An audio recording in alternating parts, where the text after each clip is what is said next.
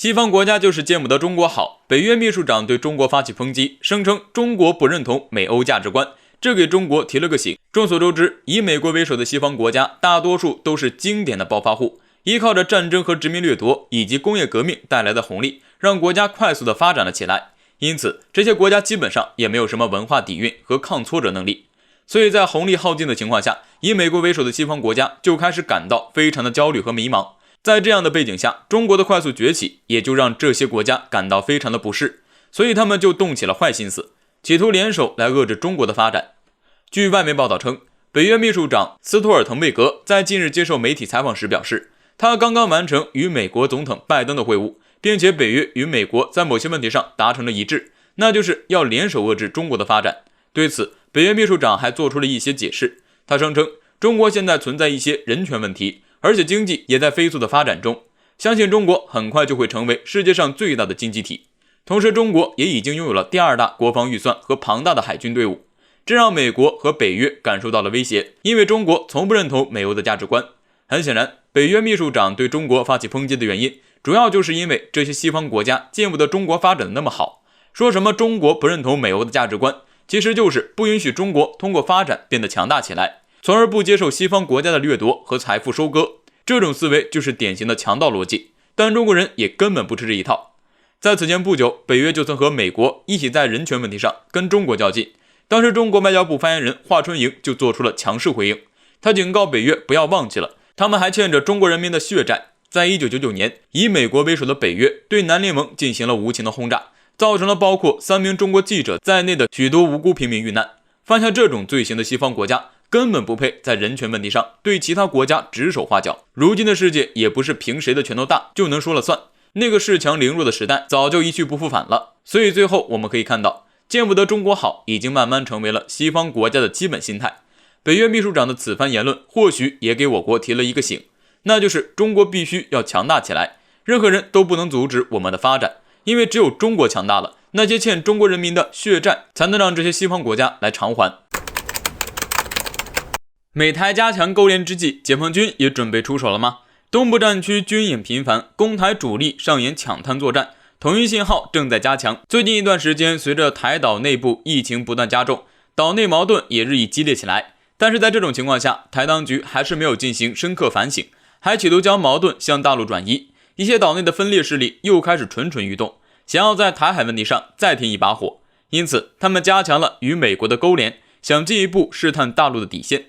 我们可以看到，台军最近与美军互动频繁，之前有媒体爆出台空军战机秘密飞往美国进行武器升级和军事演练，同时还有美国官员要派出特种作战部队进驻台岛，协同台军训练。很显然，现在的岛内局势并不乐观，台海问题也十分紧张。美台在加强军事勾连的同时，美国3名议员还乘坐军机串访台岛，这无疑是在触碰中国维护国家统一的底线。所以有专家认为，在各方面的因素引导下，不排除大陆会加速统一的进程。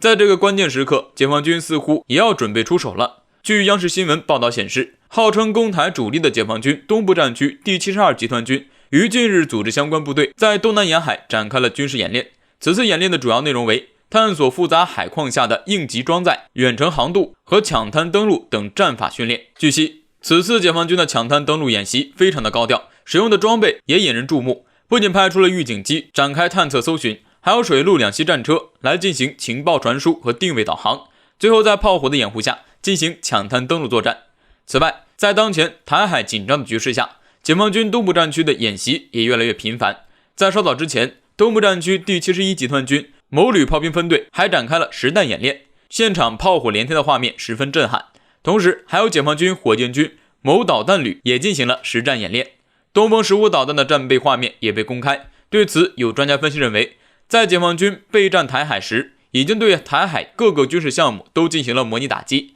一旦台海战争被引爆，那么包括东风15在内的多种型号的导弹将会在首轮火力打击中被使用。最后，我们想说，解放军在当前局势下的频繁军演以及攻台主力的蓄势待发，都在表明中国大陆对台海问题的态度一直没有变。正如国防部新闻发言人吴谦大校在近日对外界重申的那样，祖国必须统一，也必然统一。我们绝对不会因为任何外界势力和分裂势力的阻挠，而在台海问题上有丝毫让步。现在美台的勾连也让统一的信号越来越强烈，任何试图将台岛分裂出去的行为，我们绝对不会答应，解放军就更不允许。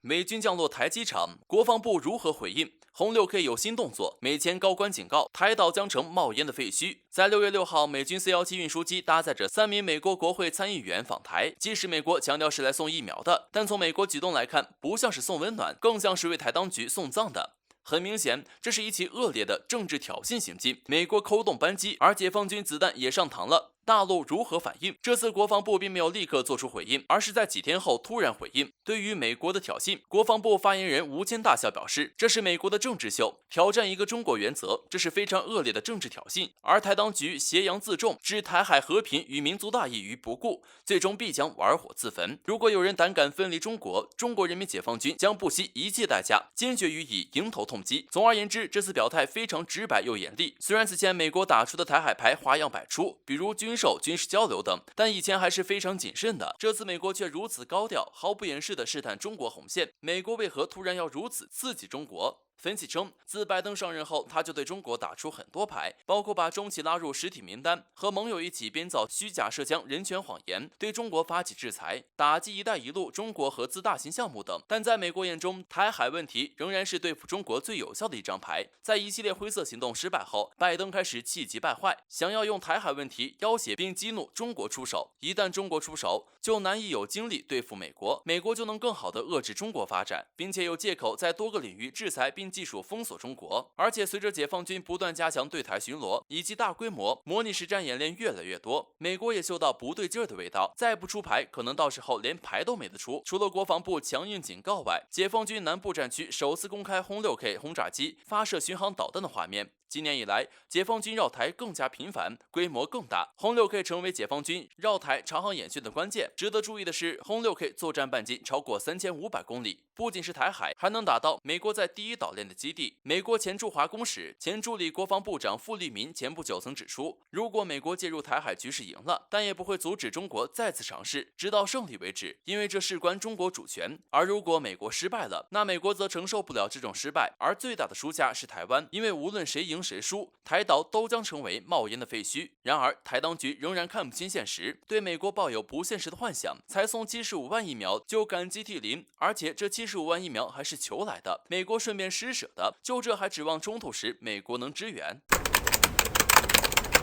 澳大利亚政客狂言同中国开战，反遭澳媒怒斥，拜登坐不住了。澳媒一句话，很可能危险的不再是中国。陷入疯狂的澳大利亚，如今正一步步将自己逼上绝路。为了向美国示好，该国不断与中国作对。此前，澳大利亚部分政客还放出狂言，声称要做好随时跟中国开战的准备。澳大利亚媒体发表了一篇文章，该文章中对比了中澳两国在第二次世界大战中的伤亡人数。相比澳大利亚在该战争中的伤亡人数，中国死亡人数保守也有将近1500万。没有哪个国家比中国更清楚战争的代价。澳媒表示，中国才是真正了解战争代价的国家。澳大利亚政客叫嚣要同中国开战，此举被该国媒体狠狠地怒斥了一番。在他们看来，澳大利亚政治圈出现越来越多对华战争言论，这让所有澳大利亚人都毛骨悚然。援引此前兰德公司等国家机构进行的多项模拟演习，倘若中澳真的爆发战争，澳大利亚会输的可能性非常大。届时面对这种局面，澳大利亚将不得不接受屈辱性的条款。在分析看来，澳大利亚本就没有与中国作对的必要，无论是中国的市场还是中澳之间的多方面合作，两国拉近关系能给彼此带来的利益要远大于两国断交。美国之所以会向澳大利亚释放拉近关系的信号，其目的在于想利用澳大利亚对付中国。随着这些年来中国在各方面的迅速发展，美国人认为这是对自己霸权地位的挑战，所以美国政府才会不遗余力，想尽一切办法遏制中国的发展，阻止中国崛起。说白了，美国频繁针对中国，就是觉得自己在国际上的地位和影响力受到了威胁。毕竟对于一个在全球各地都想称霸的国家来说，倘若地位被中国取代了，这无异于是致命的打击。正因如此，美国才会连国内疫情危机都不顾，将全部精力都放在对付中国上。可这一切跟澳大利亚有什么关系？澳大利亚跟中国作对是弊大于利的。此次文章中，澳大利亚媒体就表示，如果澳大利亚甘愿将自己捆绑在美国的战车上，最终只会沦为被美国利用的炮灰，此外没有任何好处。公开怒斥自己人。澳大利亚媒体此番话不仅在试图敲醒国内政客，怕是也让拜登慌张了。没了一个澳大利亚，难保不会没有第二个、第三个。当身后的反华国家都清醒了，危险的恐怕不再是中国，而是美国。更确切地说，中国或将因此不战而胜，